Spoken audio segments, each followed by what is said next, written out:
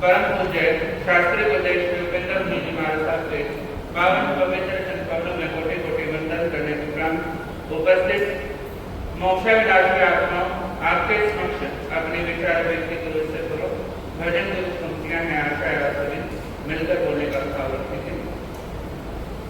बोलिए चमत्कारी बाबा उपदेश श्री प्रेम सुखदेव महाराज की प्रज्ञा ऋषि उपदेश श्री उपेंद्र मुनि महाराज की। ये मिलते नहीं दोबारा रे, ये मिलते नहीं दोबारा रे, करो मात पिता की सेवा। ये मिलते नहीं दोबारा रे, करो मात पिता की। मात पिता गुरु रूप हरि का, मात पिता गुरु रूप हरि का, पार तिरण का एक तरीका, पार तिरण का एक तरीका। यो वेद पुराण पुकारा रे, करो मात पिता की सेवा। यो वेद पुराण पुकारा रे, करो मात पिता की। ये मिलते नहीं दोबारा रे, करो मात पिता की सेवा। ये मिलते नहीं दोबारा रे, करो जिंदगानी बस 10 दिन की, जिंदगानी बस 10 दिन की। कदर करे ना जो नर इनकी, कदर करे ना जो नर इनकी।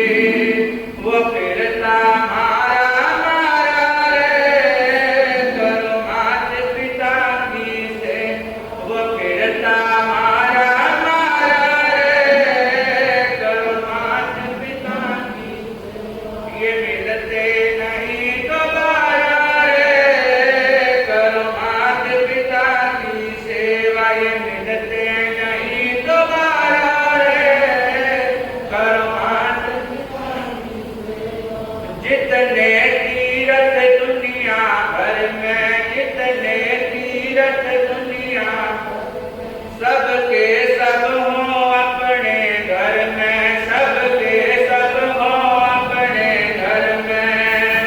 वह आनंद गगती धारा रे, करो मात पिता की सेवा। ये मिलते नहीं दोबारा रे, करो मात पिता की सेवा। ये मिलते नहीं दोबारा रे, करो मात पिता की सेवा। ये मिलते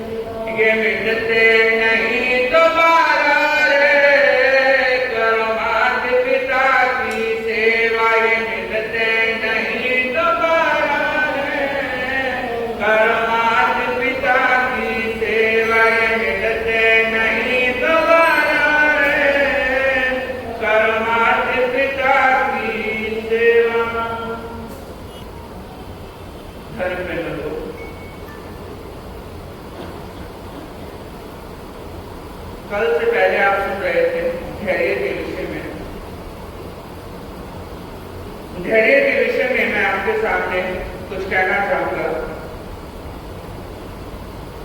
परसों आपने सुना था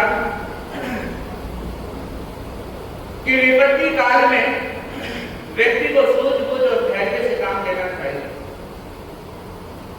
जब व्यक्ति पर कोई मुसीबत आए तो यदि व्यक्ति अपनी सूझबूझ से काम लेता है और धैर्य रखता है तो उस विपत्ति से वो बाहर निकल सकता है।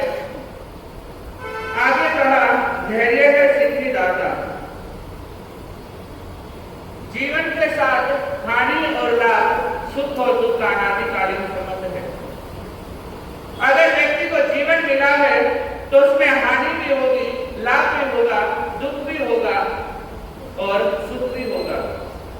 लेकिन अगर व्यक्ति इन दोनों ही अवस्थाओं में सम रहता है, दोनों ही अवस्थाओं में शांत रहता है, तो कहते हैं कि अगर व्यक्ति दुख के दिनों में शांत रहता है तो दुख ज्यादा दिनों तक नहीं टिकता, और अगर व्यक्ति दुख के दिनों में हाय दुख करता रहता है तो कभी भी वो उस दुख से बाहर नहीं निकल पाता।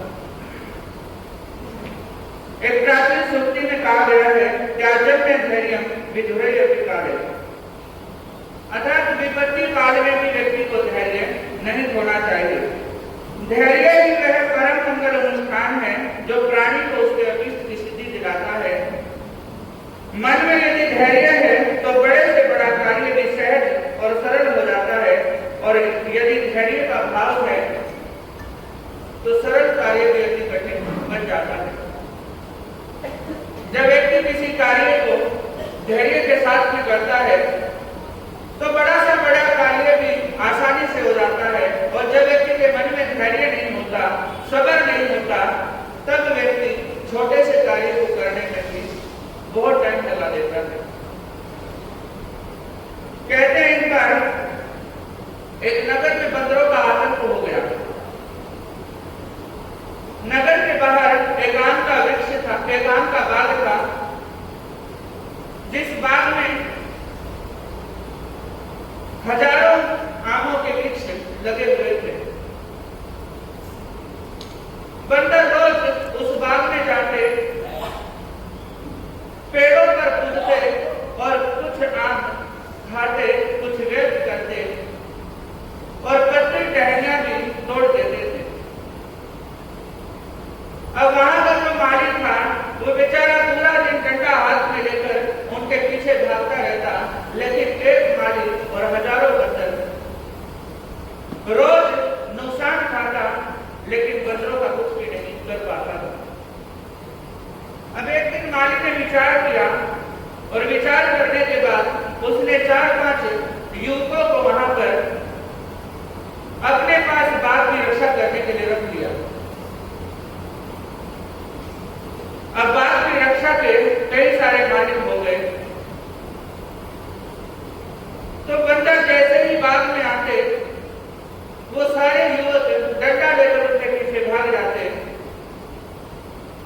अब जब से 4-5 युवकों की ड्यूटी उस बाग में लगी, तब से बंदर ना तो बाग में घुस पाते थे और ना ही नुकसान कर पाते थे। अब रोज रोज की मार से परेशान होकर बंदर एक दिन आपस में बात करने लगे कि भाइयों, रोज रोज की इस मार से अब अच्छा नहीं लगता, ऐसा करते हैं हम भी इस बारे में कुछ विचार करते हैं। तभी एक छोटा सा चंचल बंदर उठा और कहने लगा, भाइयों, हम भी इंसानों से कम नहीं हैं, ऐसा करते हैं हम भी एक बाग लगाते हैं और अपने बाग में आराम से बैठकर आम खाएंगे। सभी बंदरों ने उसकी बात का समर्थन किया। अब यह फैसला हो गया कि अच्छी सी जमीन ढूंढो, और जमीन ढूंढने के बाद में उसमें हम आम का बाग लगाएंगे। सारे बंदर अच्छी सी जमीन ढूंढने के लिए चल पड़ते हैं।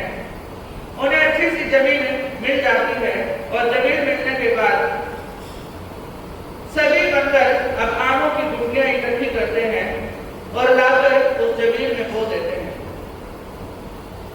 जमीन में बोने के बाद 1-2 दिन ही हुआ था, जैसा कि बंदर स्वभाव से चंचल होता है, उसी चंचलता के कारण 2 दिन होने के पश्चात ही बंदर सोचने लगे कि अब तक इसमें से आम क्यों नहीं निकले, और ये विचार करते हुए एक गुठली खुरेदी, दूसरी गुठली खुरेदी, और ये खुरेद कर जितनी भी गुठलियां उन्होंने बोई थी वो सारी गुठलियां निकाल देते हैं। तो महापुरुष कहते हैं कि जैसे बंदरों ने सर्जन होने से पहले विध्वंस कर दिया, जो व्यक्ति धैर्य नहीं रखता, जो व्यक्ति अपने जीवन में धैर्य को बनाए नहीं रखता, वो ऐसे ही सर्जन होने से पहले विध्वंस को प्राप्त हो जाता है। इसलिए महापुरुष कहते हैं कि व्यक्ति के जीवन में चाहे कोई भी समस्या आए, कोई भी दुख या पीड़ा आए, अगर व्यक्ति धैर्य से काम लेता है तो सारी समस्याएं, सारी पीड़ाएं खत्म होती चली जाती हैं। लेकिन अगर व्यक्ति धैर्य का अभाव रखता है, धैर्य बनाकर नहीं रखता, तो व्यक्ति जो कुछ उसे प्राप्त होना है उससे भी वो वंचित रह जाता है। तो इसलिए मैं आप सभी से कहना चाहूंगा, आपके जीवन में चाहे सुख आए या दुख, हानि हो या लाभ, उसमें आप संभाव को धारण करें और धैर्य को बनाकर रखें। जब आप अपने जीवन में धैर्य को बनाकर रखेंगे तो उस समय प्रकृति भी आपका साथ देगी और आपकी उस दुख और पीड़ा को जल्दी ही टल जाएगी इन भावनाओं के साथ।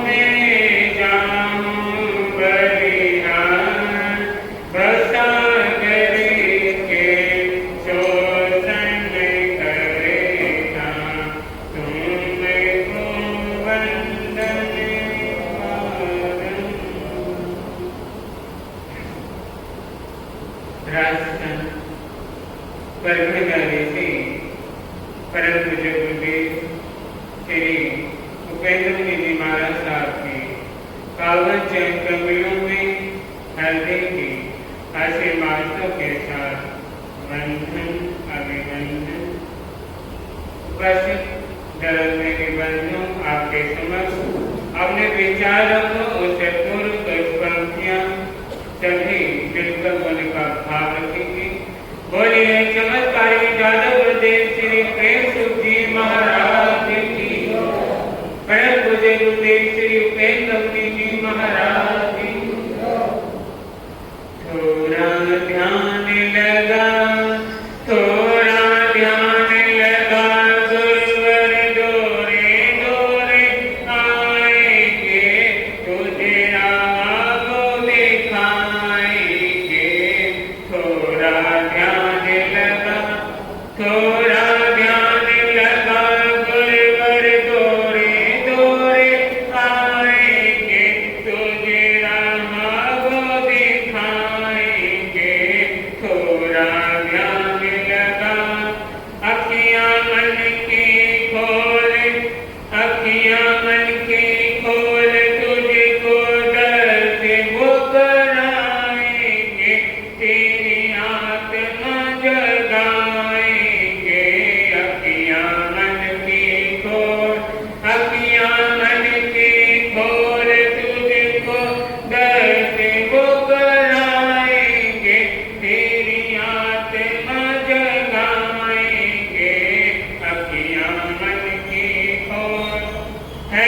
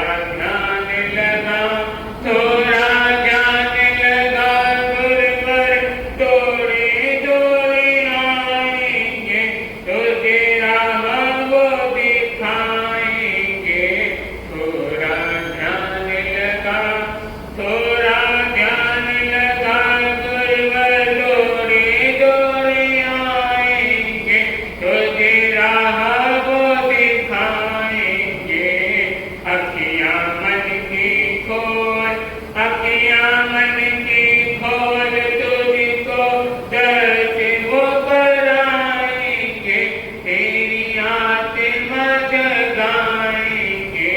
अखियां मन की खोल, अखियां मन की खोल तुझको दर्श वो कराएंगे, तेरी आत्मा जगाएंगे। थोड़ा ध्यान लगा, थोड़ा ध्यान लगा, गुरुवर दौड़े दौड़े आएंगे, तुझे राह वो दिखाएंगे। थोड़ा ध्यान लगा।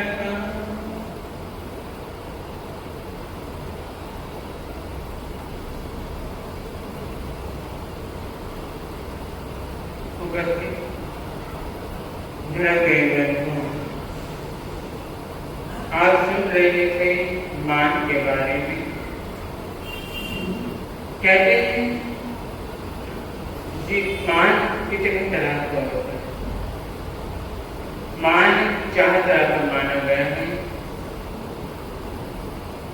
कहते हैं प्रज्ञा मत, तप मत और गोत्र मत, आजीविका मत। कौन कौन से? प्रज्ञा मत, तप मत और गोत्र मत और आजीविका मत। ये 4 प्रकार के जीवन में मान बताए गए हैं, मत बताए गए हैं। कहते हैं किसी को अपने गोत्र का मत अभिमान होता है, किसी को अपनी आजीविका का मत होता है, किसी को तप का मत होता है, किसी को अपने ज्ञान का मत होता है। ऐसे 4 प्रकार के मत मान किसी को टिकने नहीं कि आपने ज्ञान प्राप्त किया, आप ज्ञानी हैं, आप विद्वान हैं, आपने मन में विचार आया कि मुझे मेरे अंदर सारा ज्ञान प्राप्त हो गया, मैं विद्वान हूं, मेरे जैसे कोई विद्वान नहीं है। तो विचार करें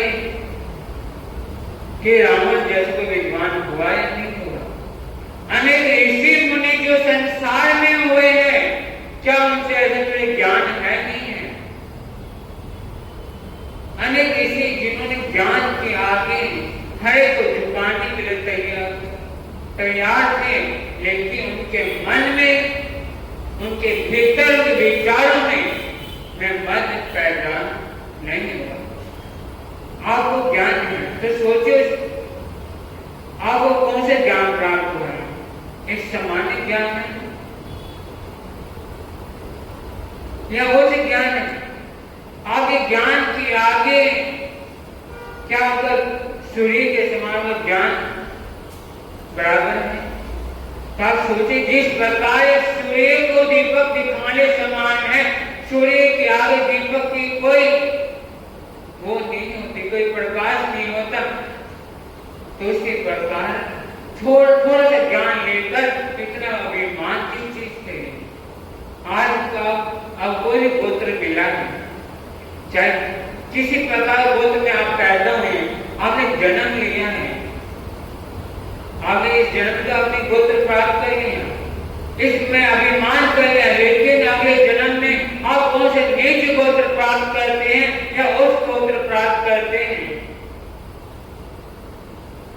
क्योंकि आपको जो मिला है, आपको जो प्राप्त हुआ है, आपके पुण्य के कारण हुआ है, आपका खुद का कुछ नहीं। आपने धन से प्राप्त है, आपके 2 चीजें हैं, धन भी और पुण्य भी। अब आप खुद सोचे कि आप धन खर्च कर रहे हैं अपने जीवन में या पुण्य को छीन कर रहे हैं। कि आपने जीवन में मान के चक्कर में धन तो खर्च कर ही कर रहा है, और साथ में क्या खर्च कर रहे हैं? अपना खून भी छीन कर रहे हैं, उस मौत के करीब जा रहे हैं। मौत हर पल हर क्षण आपके नजदीक आ रही है, लेकिन फिर आप उस मौत को देखने के लिए तैयार नहीं है, उस मृत्यु को देखने के लिए तैयार नहीं है। क्योंकि जिस वक्त आदमी इंसान जन्म लेता है, एक धड़क पर आता है, उसी मौत धीरे धीरे करके उसके पास चल आ रही है, लेकिन उसका मौत से ध्यान हट जाता है, उसका मौत के ध्यान नहीं जाता, उसका ध्यान कहाँ जाता है? कहाँ? अपने मान को चले जाता है। इंसान सोच लेता है कि जिस प्रकार एक पत्थर का खंभा क्या कर रहा है, खड़ा रहता है अकड़ कर, वे खड़ा है सीधा, उसको बरसात भी झेलनी पड़ती है, तूफान भी झेलना पड़ता है, और धीरे धीरे पानी पड़ने के कारण और धूप पड़ने के कारण धीरे धीरे का खंभा भी क्या पड़ जाता है, कमजोर पड़ जाता है। तो उसी प्रकार जब इंसान जन्म लेता है, उसके अंदर कोई बुराई नहीं होती, तो थोड़े कागज के समान होता है। एक बच्चा है,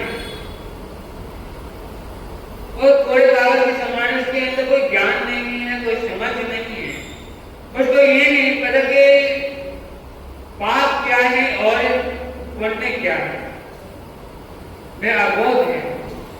और जैसे जैसे एक बच्चा यौवन अवस्था की ओर बढ़ता है, यौवन अवस्था की ओर अग्रसर होता है, तो धीरे धीरे उसके अंदर में क्या हो जाता है, क्या आने लग जाता है, मान आने लग जाता है, उसके भीतर भी अभिमान आने लग जाता है। फिर देखा देखी संसार को देखा देखी वह क्या करने लग जाता है, एक दूसरे को देखा देखी वह करने लग जाता है कि मान कर रहे तो मैं भी मान कर, ये मेरे बराबर का नहीं है, ये उच्च गोत्र का है, मैं ये नीच गोत्र में उच्च गोत्र का हूं। ये बात उसके मन में कहां से आई, उसके भीतर विचार कहां से आए, उसके मन में बात कहां से घर कर गई? जो बड़ों को अपने से दूसरों को करते हुए देखता है, दूसरों को देखता है कि मान कर रहे हैं, ये दूसरों के साथ भेदभाव कर रहा है, दूसरों के साथ उच्च नीच का भेदभाव कर रहा है, तो बच्चे के मन में वही विचार अंदर क्या हो जाते हैं, आ जाते हैं। कहते हैं जब बाहुबली भरत में युद्ध हुआ, जीत किसकी हुई? बाहुबली की। जब बाहुबली को एक बात मन में आई कि छोटे राज्य के लिए तो क्या कर रहा है, अपने बड़े भाई से युद्ध कर रहा है, तो उन्हें मनी अपने आप को दीक्षित हो जाए, दीक्षा ले लेते हैं। और जैसे महावीर स्वामी के, जैसे भगवान ऋषभ देव के जो मिशन में जाने के लिए तैयार हुए, तो मन में एक छोटे में कोने में क्या हो गया, मान जाग गया। अभी मान जागे, घमंड जाग गया कि वहां जाऊंगा तो क्या करना पड़ेगा, जो मेरे भाई हैं उनको क्या करना पड़ेगा, वंदन करना पड़ेगा, उनको वंदन नमस्कार करना पड़ेगा, जो मेरे से क्या है, छोटे हैं। तो मैं खड़े हो गए, मैं एक उठे तो खड़े हुए और एक वर्ष तक खड़े रहे, लेकिन मान के कारण उनको केवल ज्ञान, केवल दर्शन की प्राप्ति नहीं हुई। क्यों? अवरुद्ध क्या हो गया, मान।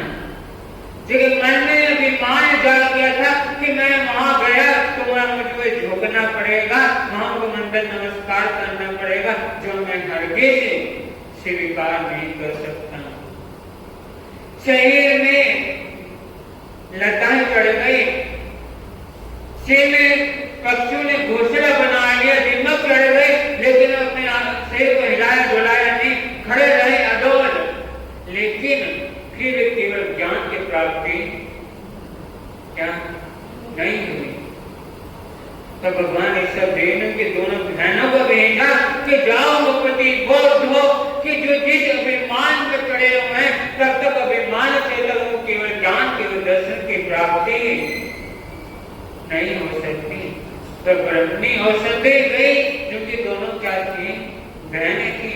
और वह पति बोल दिया कि कभी अभिमान हाथी पर चलने का कोई अभिमान केवल ज्ञान के दर्शन की प्राप्ति नहीं होती। तो उन्होंने विचार किया कि आवाज ही तो जानी पहचानी लग रही है। तो उन्होंने कहा कि हाथी से उतरे जाओ, हाथी से उतरने से उतरे बिना केवल ज्ञान केवल दर्शन की प्राप्ति क्या नहीं होती। तो मन में जान के हाथी पे चढ़ा, मेरे साथ तीर्थ राज वैभव राज भव सबको त्याग संन्यास ले लिया, तो मैं किस हाथी पर चढ़ा हूं। तो मन में विचार आया कि मैं तो मान के हाथी पर चढ़ा हूं, आज ही जाकर भगवान ईश्वर देव के चरणों में जाकर उनसे माफी मांगूंगा, उनके चरणों में भाई विकसित हुए हैं, उनको वंदन नमस्कार करूंगा। जैसे ही भगवान ईश्वर देव के समोसन में चलने के लिए तैयार हुए, मन से अभिमान का पर्दा हटा, एक कदम भी बढ़ाया था, एक कदम बढ़ाया और तभी केवल ज्ञान केवल दर्शन की क्या हो गई, प्राप्ति हो। जब तक मन में अभिमान था, वहीं खड़े रहे, जब अंगूठे पर खड़े रहे, वर्षों तक खड़े रहे, लेकिन केवल ज्ञान नहीं प्राप्त हुआ। और जब मान उतरा, एक कदम बढ़ाते ही क्या हो गया, केवल दर्शन की प्राप्ति। तो कहना चाहूंगा कि संसार में सबसे बड़ा अवरोध बना हुआ है, सबसे बड़ा कल्याण का मार्ग अवरोध बना हुआ है। तो क्या बना हुआ है, मान, उसका अभिमान अवरोध बना हुआ है। समय हो चुका है, इतना ही बोले महापंचल प्रवर्तक बाल ब्रह्मचारी राधा प्रदेश श्री भागवत जी महाराज की।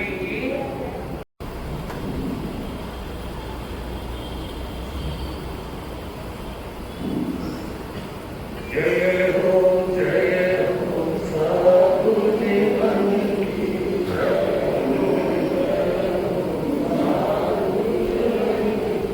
साधु जीवन की त्यागी जीवन की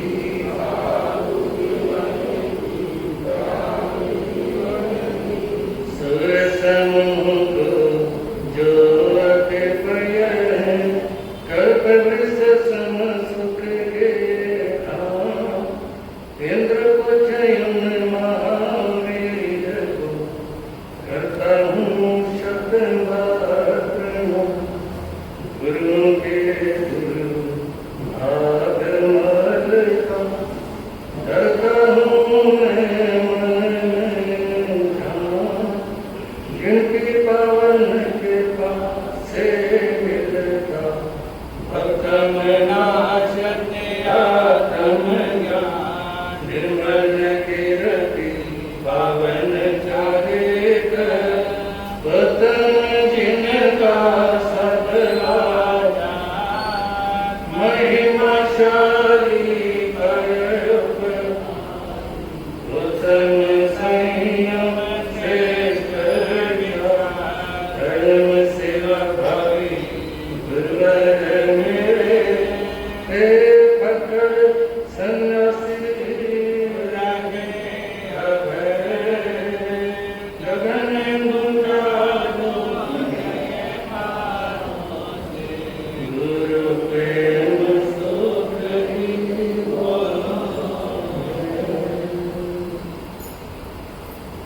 गरीबों के नसीबा शान दिन शासन परम सेवा भावी ब्रह्मचारी बाबा मेरी आस्था के नाम आराध्य सदगुरुदेव श्री प्रेम सिंह जी महाराज का पावन अधिकतर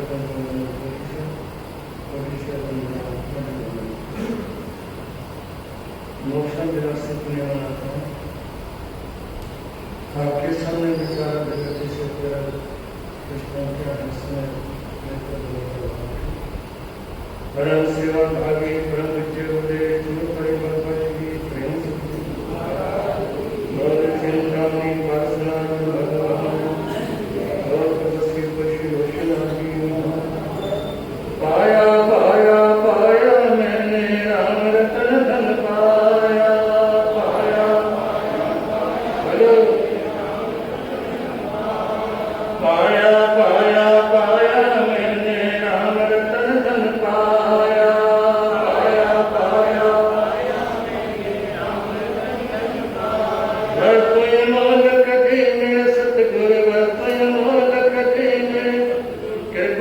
करी अपनाया मैंने राम रतन धन पाया। कृपा करी अपनाया मैंने राम रतन धन पाया। पाया पाया पाया मैंने राम रतन धन पाया। पाया पाया पाया मैंने राम रतन धन पाया। खर्च नहीं कोई चोरन लेवे, खर्च नहीं कोई चोरन, दिन दिन बढ़त समाया मैंने राम रतन धन पाया। दिन दिन बढ़त समाया मैंने राम रतन धन पाया। पाया पाया पाया मैंने राम रतन धन पाया। पाया पाया पाया मैंने राम रतन धन पाया। सत की नाम खेवटिया सतगुरु सत की नाम, और सागर तरी आया मैंने राम रतन धन पाया। और सागर तरी आया मैंने राम रतन धन पाया। पाया पाया पाया मैंने राम रतन धन पाया। पाया पाया पाया मैंने राम रतन धन पाया। मीरा के प्रभु गिरधर नागर, मीरा के प्रभु गिरधर नागर, हर्ष हर्ष जस गाया मैंने राम रतन धन पाया। हर्ष हर्ष जस गाया मैंने राम रतन धन पाया। पाया पाया पाया मैंने राम रतन धन पाया। पाया पाया पाया मैंने राम रतन धन पाया। पाया पाया पाया मैंने राम रतन धन पाया। पाया पाया पाया मैंने राम रतन धन पाया। मोक्षा दर्शन करने वाला हुआ बात कई दिनों पर हम स्वास्थ्य के बारे में श्रवण किया, तनाव के बारे में, किन कारणों से व्यक्ति को तनाव होता है और उस तनाव से मुक्त होने के लिए अपन क्या करें। आज की धर्म सभा में संक्षेप में दो बातें आपके सामने निवेदन करना चाहूंगा। दोनों ही बातें हमारे लिए भी महत्वपूर्ण है और आप सभी श्रावक श्राविकाओं के लिए भी महत्वपूर्ण है। जीवन को दिशा देने के लिए, अपने आप को समझाने के लिए, अपने आप को शांत रखने के लिए दो बातें। सबसे पहली बात, तटस्थ रहो। दूसरा, काम अपने हाथ में।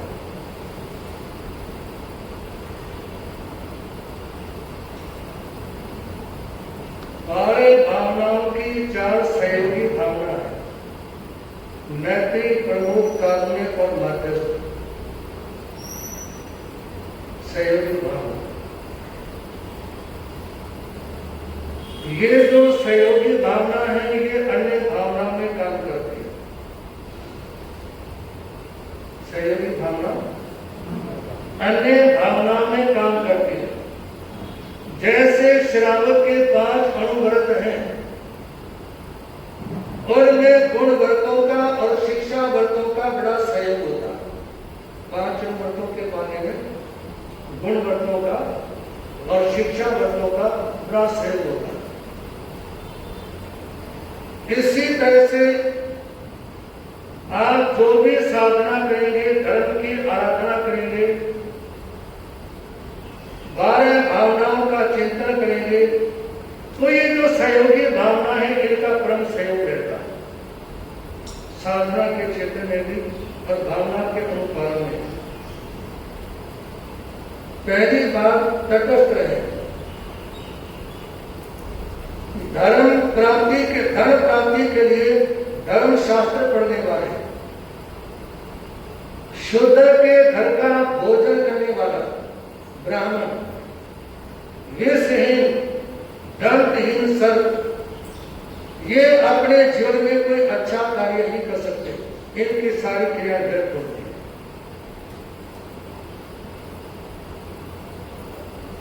आप धर्म धारण करें कर्मों की निर्जरा के लिए। किसके लिए? कर्मों की निर्जरा के लिए। यदि धर्म प्राप्ति के लिए धर्म धारण करेंगे ना, हो सकता है कर्म भी ना कटे और धन भी ना मिले। कर्म भी ना कटे और धन भी ना मिले, ऐसा संभव है।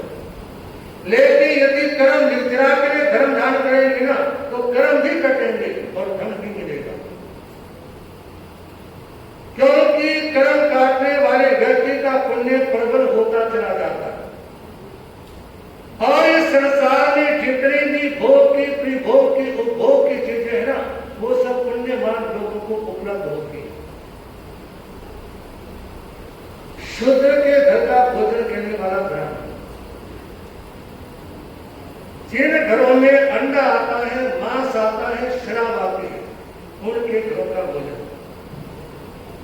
बहुत मुश्किल काम है। आज के काल में प्रवचन में आने वाले भी बहुत सारे शराबी होते हैं। प्रवचन में आने वाले भी बहुत सारे होते हैं जो रात को पीते हैं, सवेरे वो बड़े धार्मिक नजर आते हैं। ऐसे बहुत सारे जो अंडे भी खाते हैं। अंडे को मांसाहारी नहीं गिनते, वो तो शाकाहार समझते हैं। लेकिन याद रखना, आप जितना अपना खान पान इत्यादि शुद्ध रखेंगे ना, उससे आपके जीवनचर्या के पर पूरा असर होगा। इसलिए जिन घरों में खान पान शुद्ध नहीं है, उनके घरों का भोजन करने से व्यक्ति के जीवन का विकास नहीं होता। यदि सांप के मुंह में दांत नहीं है तो उसके काटने चाटने का कोई फर्क नहीं पड़ता, क्योंकि सांप के दांत में जहर होता है। इसमें ये कहते हैं सांप के दांत में जहर होता है, मक्खी के सिर में जहर होता है, बिच्छू की पूंछ में जहर होता है, लेकिन दुष्ट आदमी की एड़ी से चोटी तक सारे शरीर में जहर होता है। और ये अपने जीवन में इससे अच्छा कार्य और क्रिया भी नहीं कर सकते। निवेदन है, जिसके नाराज होने का भय नहीं और खुश होने से धन ही मिलता, ऐसे लोगों के साथ रहने का, क्षण रहने का कोई फायदा नहीं। या तो कोई सभी आने पर आपके काम आ सके, सहयोग कर सके, और या शरण में आने वाले की रक्षा कर सके। उन्हीं के पास में रहना चाहिए। यदि शरण में आने वाले की रक्षा नहीं कर सकते ना, तो उनके पास बैठने को क्या मिलेगा?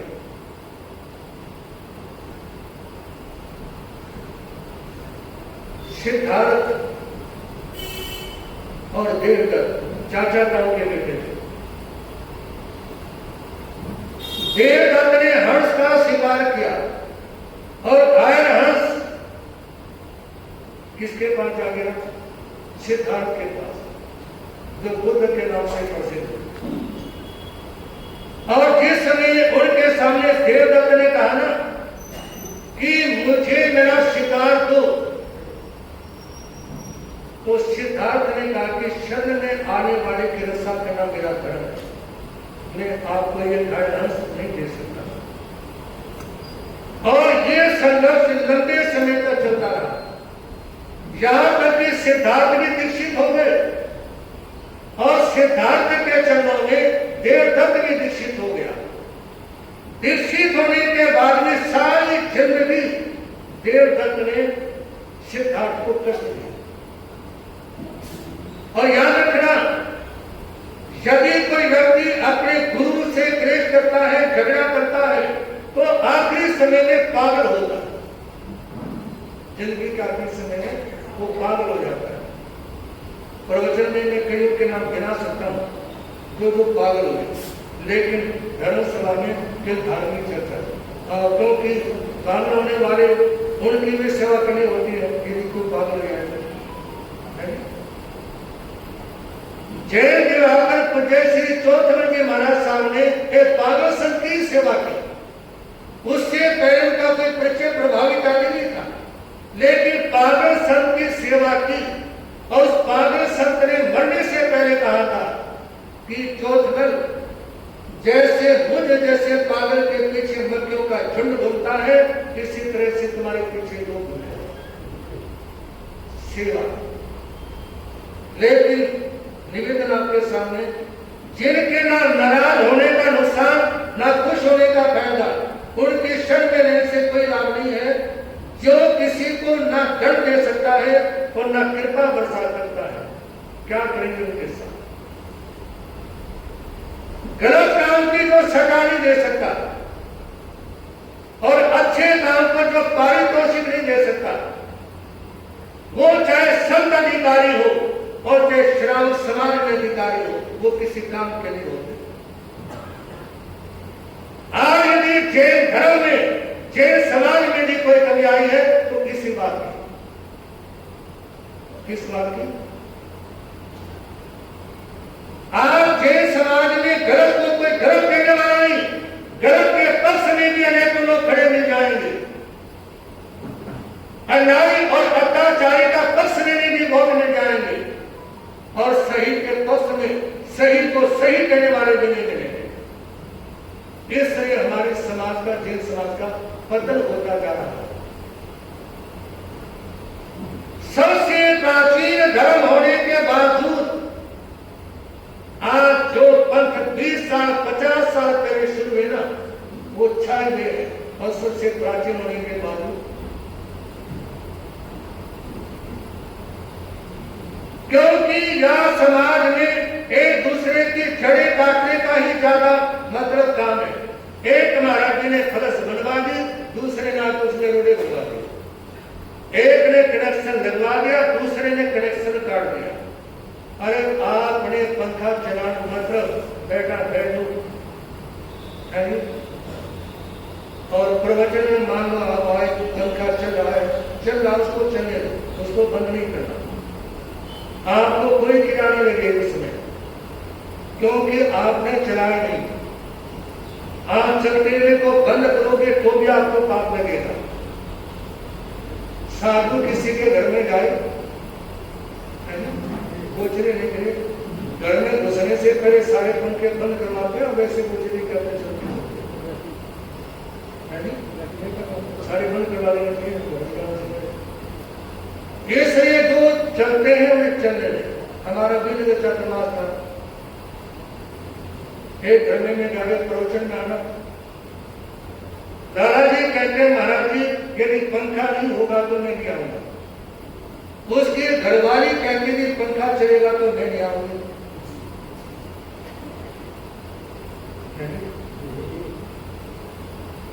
घरवाला क्या बोलता है? पंखा नहीं होगा तो मैं नहीं आऊंगा।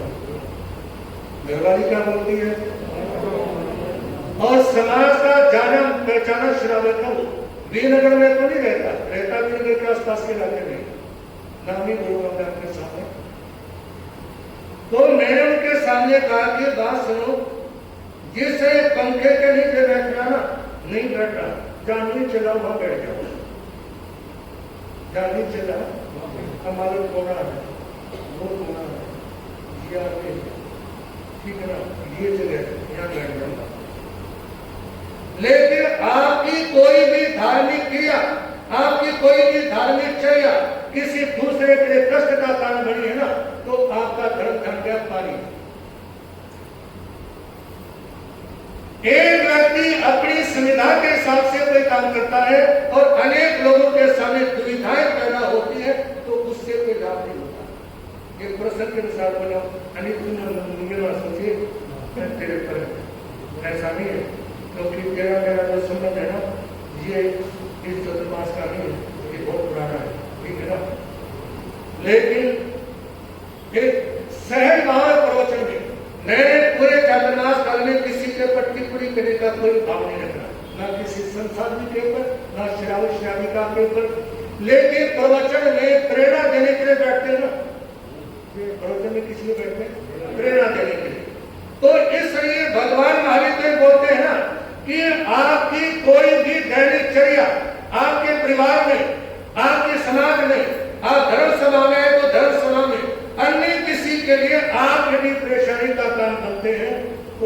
आपके कर्म बंधेंगे। दूसरे व्यक्ति को आपके कारण कष्ट हुआ, दूसरे व्यक्ति को आपके कारण कष्ट हुआ, और आने वाला वो समय दूर नहीं है, पंखे ठंड में ऐसे भी चलने शुरू होंगे। नाम होता है महाराजियों का, बर्दाश्त तुम्हारे से नहीं होता। नाम किसका होता है? महाराजियों का। और मजे लेते हो समझे? नाम महाराजियों का खुद बर्दाश्त नहीं होता है।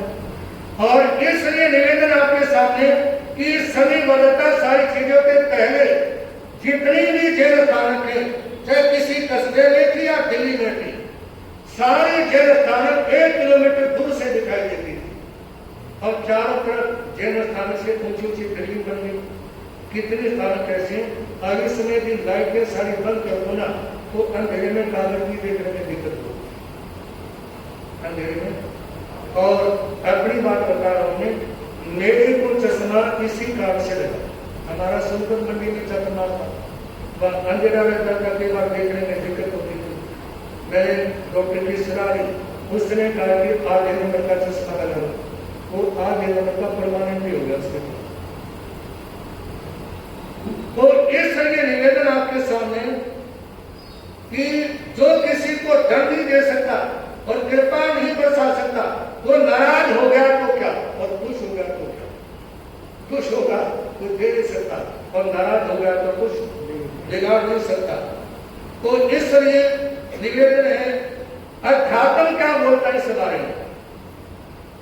अध्यात्म ये कहता है, होकर सुख में मगन में फूले, दुख में कभी न घबरावे, प्रवचन भी शमशान भयानक, अटली से नहीं बैठा, रहे अडोल अतंक निरंतर, यह मन दृढ़ कर बन जावे, इष्ट योग अनिष्ट योग में सहनशीलता। ये पहले से लिखा हुआ है सारा, क्योंकि मैं प्रवचन में दिखाता हूँ तो सोचते जो पहले से लिखा हो जिसकी ताकत में नहीं बोलना, क्योंकि कोई यहाँ सोचने में सारा नहीं करता। हालांकि ऐसा होता है कई बार, मान लो कोई व्यक्ति घर के लड़के आया और महाराज जी ने क्रोध के बारे में सुना दिया, उसके मन में आएगी जरूर इनको किसी ने कहा होगा, इसलिए सारा नहीं पड़ता, क्योंकि घर के लड़के आया ना। तो इसलिए सुख में थूले ना, दुख में घबरावे ना, मेरी भावना का कह रहा है। और प्रवर्तन शमशान भयानक, अटली से नहीं भयता। एक समय था जब जय साधु साधी पर्वतों में, अटली में, जंगलों में ही घूमते थे। आज वो जंगलों में, शमशानों में घूमने की क्षमता क्या हो गई? सहन करने की वो शक्ति नहीं रही। आज के समय में या तो कोई संसाधित पंखा चला ले, और जो पंखे नहीं चलाते वो मच्छरदानी लगा दो। क्या लगा दे? कोई भी आपको ऐसा नहीं मिलेगा जो बिना मच्छरदानी के सो जाए। सुखमानी की कहानी सुनानी आसान है, मेतारी मुनि के प्रसंग सुनाने भी आसान है, सकंदक मुनि के बारे में नहीं बोलना आसान है, लेकिन रात में 4 मच्छर काटे तो सो नहीं सकता देने के लिए। और कहने पर यह कहा जाएगा कि मच्छर न मर जाए इसलिए लगा ले। अरे ये कहने में क्या दिक्कत है? मच्छर काटने से सहन नहीं होता, सच बोलने में क्या दिक्कत है? बोलो तो सही, मच्छर का प्रतिशत सहन नहीं होता, ये कहने में क्या बुराई है? बल्कि ये तो संकेत है, सच को सच कहना और झूठ को धर्म को धर्म कहना और अधर्म को अधर्म कहना, यही तो भगवान ने संकेत के बारे में प्रेरणा दी ना।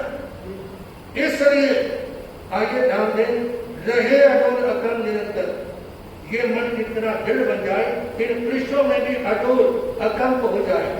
इष्ट योग अनिष्ट योग में सहनशीलता दिख रहा।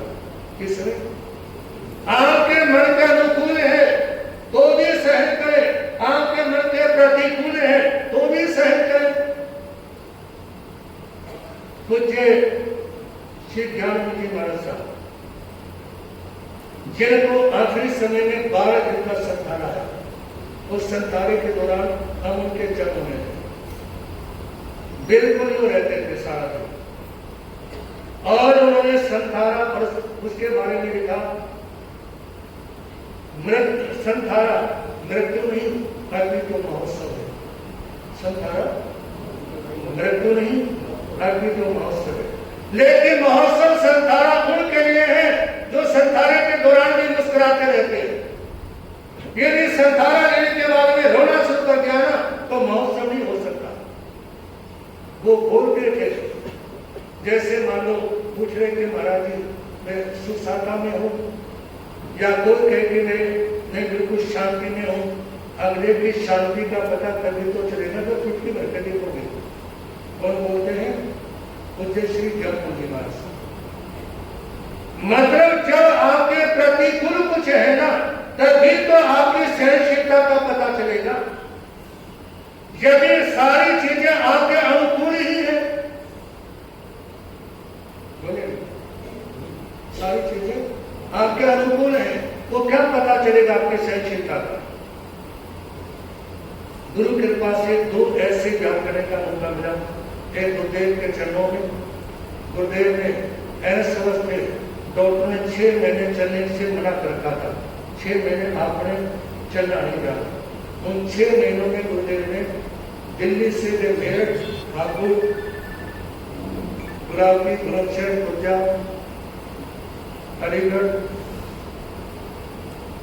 शासनी और हाथरस, सिकंदराव, एटा, मैनपुरी, देवर, लखनऊ, सीतापुर, शाहजहांपुर, बरेली, धार, शिवाया, धामपुर, नेटपुर, नजीबाबाद, हरिद्वार, ऋषिकेश, देहरादून, मसूरी से वापस आके चुना देहरादून में किया।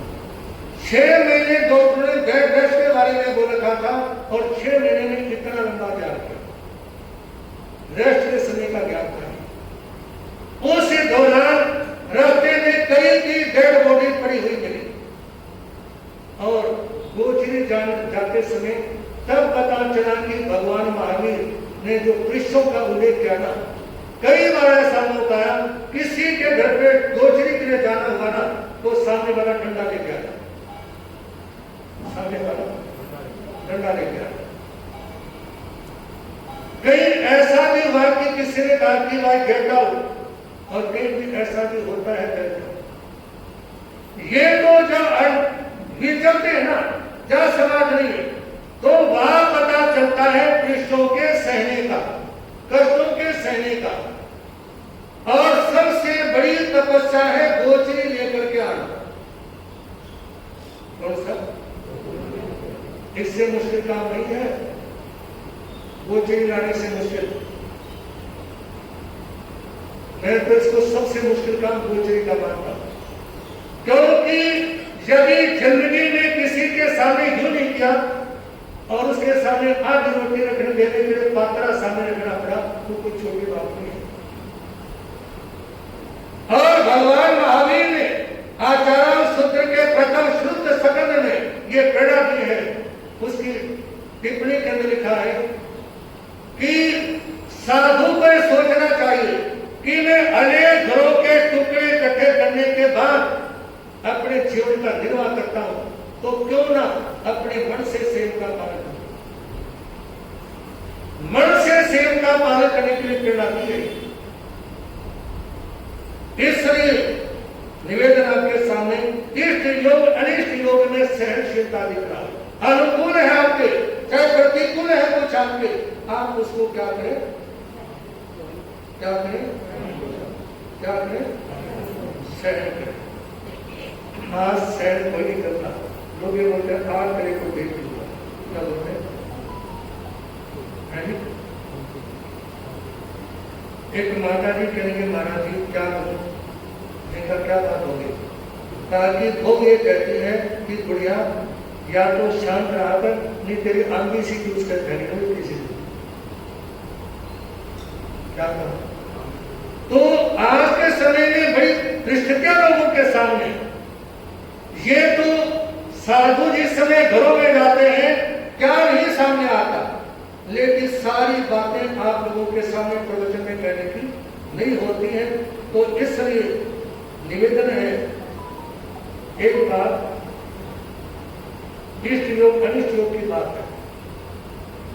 इस संत साधना बैठे कोई आया, नया कंबल चरणों में चढ़ा दिया, थोड़ी देर के बाद में दूसरा आया, वो कंबल उठा के चल दिया।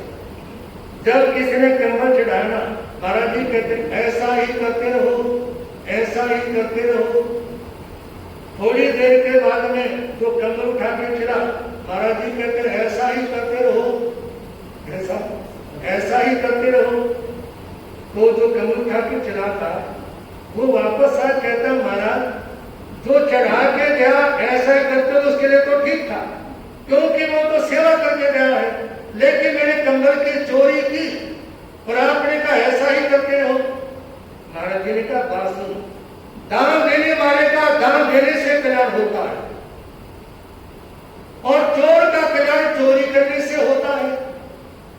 चोर का कल्याण चोरी करने से होता है। वो कहता जी ये तो मैंने सुना ही नहीं आता कि चोर का कल्याण चोरी करने से होता है। ताकि जिस दिन पकड़ा जाएगा ना चोरी करता हुआ, उस दिन तेरा क्या हो जाएगा। जिस दिन चोरी करता पकड़ा गया उस दिन तेरा भी कल्याण हो जाएगा। तो निवेदन है आपके सामने, ये सहज जल्दी ले और इष्ट योग अनिष्ट योग में सहनशीलता रखने का भाव रखेंगे। और निवेदन करना चाहूंगा, वृद्ध की, गरीब की, पागल की और असमर्थ लोगों के दुख देने से परमात्मा सब छीन लेता। यदि आपके पास में कोई वृद्ध हो, घर में हो, समाज में हो, तो किसी के हाथ की रोटी मत उठा लेना, उसको धक्का मत दे देना, समझ आया। और यदि कोई दीनहीन है, क्योंकि समाज में सारे ही संपन्न होते हैं, कुछ परिवार गरीब भी होते हैं, और यदि किसी परिवार के पास में काम धंधा पूरा नहीं है ना, संतों को भी उनका सम्मान करना चाहिए, मजाक नहीं उड़ाना उनका। और समाज के भाइयों को जिनकी आर्थिक स्थिति ठीक है उनको भी उनका मजाक नहीं उड़ाना। उनके मजाक उड़ाने का मतलब है परमात्मा आपके साधनों को छीन लेगा, मतलब कर्म। और यदि कोई मंद बुद्धि है, हो सके तो पैर छू लेना। यदि कोई पागल है उसको हाथ जोड़ सको, उसके कुछ खाने पीने का दे सको, उसके चरण छू सको तो छू लेना, भाग्य बदल जाएगा, किस्मत बदल जाएगी। हम इंदौर सम्मेलन के लिए जा रहे थे तो संत कहेंगे कि महाकाल भी देख लेते हैं। हम खड़े हो गए एक गांव में प्रस्ताव पूछने के लिए। इसी बीच में आपको बताने के लिए कह रहा हूँ पागल, लेकिन वो भगवान ही था। वो आया, मैंने जो साधन बताया था उसके सामने कहा किसको कुछ 10-20 रुपये का सामान लगे, वो सही लाके दिया। वो हमारी तरफ देख के मुस्कुराया, जैसे मुस्कुराया इसी बीच में भाई आ गया, मनोज नाम था उसका। कहता महाराज जी कहा क्या प्रोग्राम, मैं कभी पहले वहां गया कि वहां पास लिखने के लिए संतों का मन है, उसके बाद स्थान में गए। कहा कि यदि मैं 1.5-2 घंटे के अंदर वो भी दिखा दूं, स्थान भी पहुंचा दूं, और इस बीच में जैन धर्म का ऐतिहासिक स्थान है। आप लोगों में से उज्जैन को बहुत सारे भाई बहन गए होंगे, लेकिन उज्जैन की वो जगह नहीं दे पाए होंगे जहां मेरा सुंदरी ने तपस्या की थी श्री पान का कोड मिटाने के लिए। यदि मां का संसार से जैन स्थान में आए तो रास्ते में वो मंदिर पड़ता है जब मेरा सुंदरी ने तपस्या की श्री पान का कोड मिटाने की, और अमर तपस्या की। आश्चर्य होगा आप लोगों को, उस समय से लेकर के आज तक उज्जैन में आएंगे तपस्या बंद नहीं।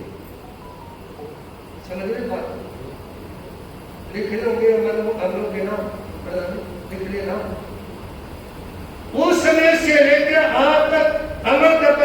केवल तपस्या नहीं खत्म हुई। मैं मेरी माता बहनों से भी कहना चाहूंगा, भाइयों से भी, हो सके तो हर घर में हर सप्ताह 10 दिन में आईनी तपस्या चलनी चाहिए। घर के सारे भूत प्रेत जिन यक्ष राक्षस सब भाग जाएंगे। छठ मास से आंगन घर चाहिए उज्जैन मंगलवार। भगवान पार्शुराम की स्तुति में लिखा है, यदि 6 महीने तक किसी के घर में रोज आईनी तपस्या हो और नवकार मंत्र के 9 पदों की रोजाना 9 माला जपी जाए तो वह बाह्य शक्तियों का वास नहीं रहता। और मेन गेट पे भगवान महादेव की फोटो लगी हो प्रतिमा और अंदर भगवान पार्शुराम की लगी हो तो बाहर वाले अंदर में आ सकते जितने भूत प्रेत है। और अंदर एक राजा को छुपा पड़ा होगा ना, उसने भगवान पार्शुराम की फिल्म में समझ आई बात। तो इस बात की तरफ ध्यान दे साधना करने की और इस बारे में कल जैसा सजा शर्म करेंगे क्योंकि चरित्र व्यापकों के सामने शुरू किया हुआ है।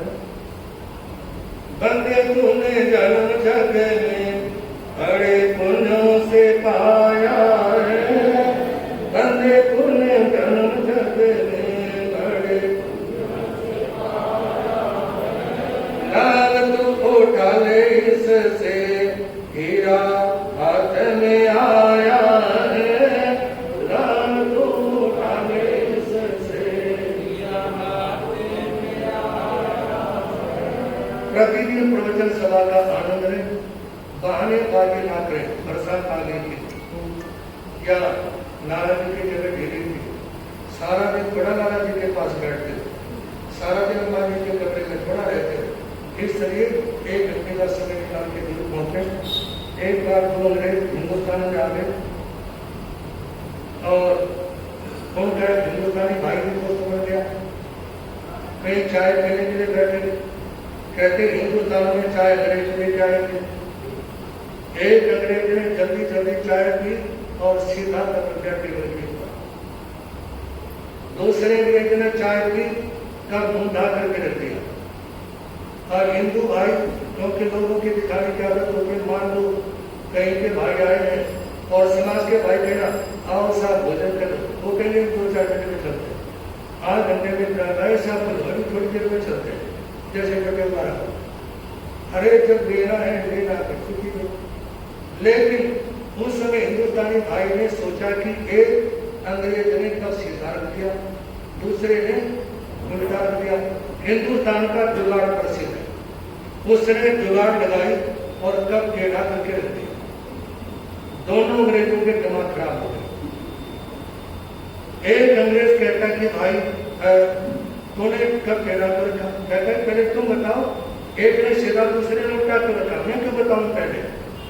कहा कि मैंने कब सीधा इसलिए रखा, मैं थोड़ी सी चाय और पीना चाहता हूँ। कहा कि तुम बताओ तुमने उल्टा कर रखा? कहा कि मैंने और नहीं लेना इसलिए कब उल्टा करके रखा। कहा कि अब बताओ तुमने टेढ़ा कर रखा? कहा कि मैंने टेढ़ा इसलिए रखा, बचे हो तो डाल दो, थोड़ी बहुत रही हो तो डाल दो, नहीं तो ऐसे काम कराए। ये जुगाड़ है। बंदे तुमने जन्म जग में बड़े पुण्यों से पाया है, बंदे तुमने जन्म जग में बड़े पुण्यों से पाया है।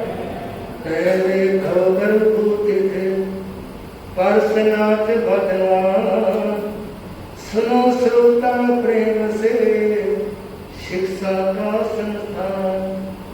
भगवान पार्शुनाथ का पहला भाव आज से आपके सामने शुरू है। और एक तरह से उनका जीवन जैसे कोई यूनिवर्सिटी होती है, जैसे कोई कॉलेज होता है, रोज रोज नई नई शिक्षा देने के लिए, ऐसा ही भगवान पार्शुनाथ का जो एक शिक्षण का संस्थान था। पार्श्व जिनेश्वर का प्रथम भाव में करूं बयान, सावधान हो सजनों सुनो लगा कर ध्यान। जम्बूद्वीप पे आला दक्षिण भारत बड़ा सुंदर, नगर मनोहर कोतल पता जिसे देखने सूर्यापुर। धरती पर जो नगर में हो तो धरती की क्या महिमा है, नारी पुत्रवती होने से होती उसकी गरिमा है। भगवान पार्शुनाथ का प्रथम भाव ध्यान से सुनेंगे। जम्बू द्वीप दक्षिण भारत में एक नगर था कोतलपुर, जिस समय चौड़ी चौड़ी गलियां थी, सुंदर सुंदर गलीचे थे, जगह जगह पर तालाब और बाड़ियां थी। भाजपा सरकार ने भी एक नियम लागू किया है कि जिस गांव के बाहर जो तालाब थे ना वो बंद नहीं किए जाएंगे, उनको पुनः सुरक्षित किया जाएगा तालाबों को, क्योंकि ऐसा प्रकृति का उल्लेख है जहां पानी कम हो जाता है ना वह भूकंप ज्यादा आने शुरू हो जाता है। इसलिए गांव के बाहर यदि पानी है तो वहां पर इस तरह की क्रांति आने की संभावना कम रहती है। तो इसलिए नगरी में बड़े बड़े उद्यान थे, सरोवरों में शीतल जल भरा हुआ था और नगरी के 4 द्वार जिनके पर दरवाजे लगे हुए थे, सूर्यास्त हुआ दरवाजे बंद, सूर्य उदय हुआ दरवाजे खुल गए, नगरी में रहने वाली जनता की सेफ्टी के लिए।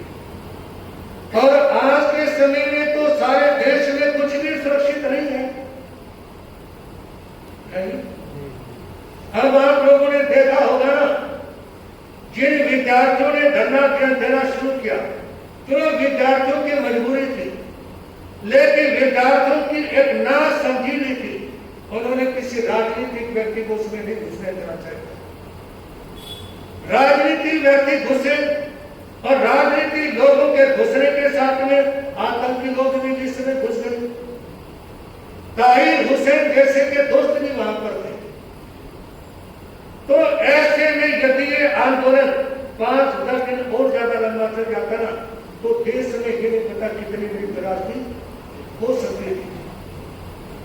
समाचार पत्र में कोई उल्लेख किया गया था कि जैसे नेपाल में हुआ, जैसे श्रीलंका में हुआ, जैसे बांग्लादेश में हुआ, वो हिंदुस्तान में हो सकता था यदि आंदोलन और ज्यादा नहीं जाता था, क्योंकि इसमें हिंसक लोगों का प्रवेश हो गया और राजनीति लोगों का प्रवेश हो गया। और आज के समय में जो राजनीति है ना, कोई भी समाज में बात हो लोग कह देते हैं राजनीति कर रहा है। अरे राजनीति तो लोगों को करनी ही नहीं आती, हिंदुस्तान के नेताओं को राजनीति करनी नहीं आती, राजनीति का तो ज्ञान ही नहीं है, राजनीति का तो ज्ञान ही नहीं है। राजनीति करने आती थी इंदिरा गांधी को, राजनीति करने आती थी अटल बिहारी वाजपेयी को प्रधानमंत्री रहे। जिस समय यदि अटल बिहारी वाजपेयी बोलते थे इंदिरा के बारे में तो श्रीमती इंदिरा गांधी, और इंदिरा गांधी ने यदि बोलना है तो श्रीमान अटल बिहारी वाजपेयी, सम्मान के साथ। आज के नेता गालियां देकर के बोलते हैं, उनको राजनीति का ज्ञान और समझ नहीं है। और राजनीति होती है देश के कल्याण और उद्धार के लिए। इंदिरा गांधी प्रधानमंत्री थी और विदेश में कोई कार्यक्रम था। इंदिरा गांधी ने देखा कि कांग्रेस में इस समय ऐसा कोई कुशल नेता नहीं है जो विदेश में जहां सारे देशों के नेता इकट्ठे होंगे वह अपने विचार रख सके। उन्होंने विपक्ष के नेता अटल बिहारी वाजपेयी को देखा, वो थे राजनीति में, उनको राजनीति का ज्ञान था, ज्ञान था। मेरे को जितने भी अभी तक सांसद या कोई मुख्यमंत्री या कोई विधायक किताबें मिलेगा उनसे पूछ के देखा आपने राजनीति की कौन कौन सी किताब पढ़ी है। 1% भी नेता ऐसे नहीं जिन्होंने उसके बारे में पढ़ा। राजनीति के बारे में भी किसी ने अध्ययन करना है तो चाणक्य नीति, विदुर नीति, नीति शतक इत्यादि अनमोल चीजें हैं। और वो उसमें बता राजनीति में किसी की हरासमेंट नहीं करनी, राजनीति में किसी की बेइज्जती नहीं करनी, राजनीति में किसी परिवार के ऊपर कीचड़ नहीं उछालना, राजनीति में किसी परिवार के दुख बातों को उजागर नहीं करना। राजनीति में तो खाली अपने पक्ष की बातें रखनी, देश हित की बातें। देश सुरक्षित कैसे रहे, देश की आर्थिक स्थिति सुदृढ़ कैसे हो, देश में अमन चैन का वातावरण कैसे हो, आतंकवाद को कैसे कंट्रोल में किया जाए, देश के युवाओं का भविष्य कैसे बने, तो ये बातें हैं। और इनका उल्लेख आज के समय में होता नहीं। आजकल तो इलेक्शन में एक ही बात होती है, पैसे के बलबूते पे इलेक्शन जीतो और 5 साल जनता को लूटो। लेकिन ये जो है, अब पीछे दिल्ली के इलेक्शन थे, ठीक है ना, जैन समाज के, उन सभी ने अपने एजेंडे लिखे। वो एजेंडे से लिखे जो दोनों पार्टियां हमारे पास बारी से आई। मैंने उनके सामने कहा कि तुम्हारा एजेंडा क्या है, तुम क्या करना चाहते हो समाज के लिए, है जी? समाज को देने के लिए क्या है तुम्हारे पास, कौन से कार्य करने के लिए तुम समाज में इलेक्शन करना चाह रहे हैं, तुम्हारी नीति क्या है, संदेश क्या है समाज के लिए, और तुम इलेक्शन में जीतने के बाद में समाज के हित के लिए कौन से कार्यक्रम करोगे। उनको वो एजेंडे बनाने पड़े, है जी? और एजेंडे बनने का फायदा क्या हुआ, अब 2 साल में पता लग जाएगा, है जी? पब्लिक तो पब्लिक है, पब्लिक तो पूछती है ना कि तुमने क्या किया और क्या कहा था। बहुत जरूरी है ये। समाज का उद्धार और कल्याण भी तभी होगा जब समाज के नेता, समाज में खड़े होने वाले व्यक्ति अपनी योजनाओं के बारे में बताएं, उनको क्या कुछ करना है और किस तरह के इलेक्शन में खड़े होना चाहते हैं। क्योंकि मैंने कईयों से पूछ के देखा कि भाई किस लिए बनाना चाहते हो, क्या मैं जी कर रहा, बस क्या कर रहा है, जी कर रहा है या कुछ करने की भावना है, तो इसलिए ऐसी मनोबल भावना अपने मन में लेकर के चलेंगे। होते रोज लगाओ उन सत्संग दे विचारो, होते रोज लगाओ उन सत्संग दे विचारो। कल तो आना भूल न जाना, कल तो आना भूल न जाना, औरों को भी साथ मिलाना, औरों को भी साथ मिलाना। धर्म दलाली कमाओ उन सत्संग दे विचारो, धर्म दलाली कमाओ उन सत्संग दे विचारो। हमारा काम है सभी घरों की भर्त्सना करना, सभी घरों की भर्त्सना करना और सभी को प्रेरणा देना कि आप पड़ोसी सभा में आओ। उसके बाद में रिलीजियन मर्जी है, उसने आना है या नहीं आना है, हमें ये भी नहीं कहना आना ही जरूरी है, ठीक है ना। मैं तो अपने गुरुदेव की भाषा करने का प्रयास करता हूँ। मेरे गुरुदेव जो बोलते थे प्रेमसु जी महाराज साहब, मैं दिल झुके तो आइए, बिना दिल झुके मत आना। क्या बोलते थे, यदि दिल झुके तो आना, बिना दिल झुके आपने आना नहीं। मन मार के आने का क्या फायदा है, ना प्रेशर में आना, ना मन मार के आना, आपके भाव ने आना, बिना भाव के लिए आना। चिंतामणि पार्षना भगवान पंजाब प्रवर्तन भारत ब्रह्मचारी दादा गुरुदेव स्वामी श्री भागवत जी, दादा गुरुदेव स्वामी श्री फूलचंद जी महाराज, हर सदानी पूज्य गुरुदेव श्री त्रिलोकचंद जी महाराज, और तपस्वी पुष्य रोशनाथ जी महाराज, परम सेवा भावी परम पूज्य गुरुदेव चौथाई भगवत श्री प्रेमसु जी महाराज, वर्तमानाचार्य सम्राट श्री शिवमणि जी महाराज, और ये श्री जैन धर्म की पंच परमेश्वरी नवकार मंत्र भगवान की, संसार के सभी महापुरुषों की, भगवान महावीर स्वामी का संदेश, श्री चतारी मूलम मरियंता मनन सिद्धामनम साहमनम, केली पंतो धम्मनम चतारी नतमा रेंद्रतमा सिद्धारतमा सर्वतमा, केली पंतो धम्मनतमा चतारी सनम पहुंचामी, हरिहंते सनम पहुंचामी, सिद्धे सनम पहुंचामी, साधु सनम पहुंचामी, केली पंतो धम्मो सनम पहुंचामी, हरिहंतो का शरणा, सिद्धों का शरणा, साधुओं का शरणा, दया धर्म का शरणा, ये चार